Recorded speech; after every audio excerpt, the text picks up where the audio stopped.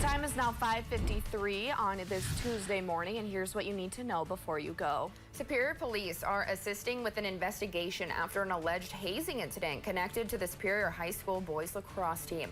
Police say school officials reported the alleged hazing incident last week. District leaders say it happened while the team was at an out-of-town sporting event. Authorities did not shed light on the nature of the alleged hazing incident or where exactly it happened. Superior Police contacted the police department where the incident happened, and that agency is now leading the investigation. In a statement yesterday, school district leaders said they take allegations of misconduct seriously. They added they're committed to fostering a safe and respectful environment for all students, and hazing has no place in their school community. This is the district's second season having a boys lacrosse team.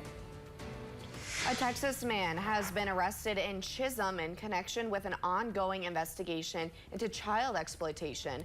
According to Chisholm police, they executed a search warrant Friday at the home and took the 28-year-old man who was visiting from Houston into custody.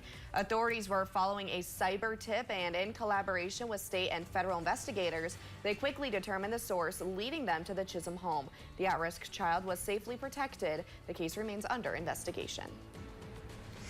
A former North Star Academy teacher has pleaded guilty to a felony charge after sending a sexually explicit message to a former student.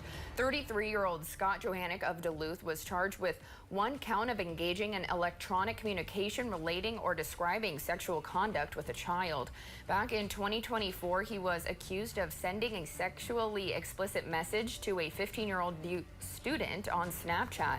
Johannick pleaded guilty on Friday. That's after he originally pleaded not guilty earlier this year. His sentencing is scheduled for July 2nd. He's no longer employed at North Star Academy. We're working to learn more after Friday's partial building collapse in Eveleth. A section of building near the roof fell off the Essling apartments. Still no word on what happened there or if the people living there have been allowed back inside. Luckily, no one was hurt in the incident, and the Red Cross is helping the 13 people displaced.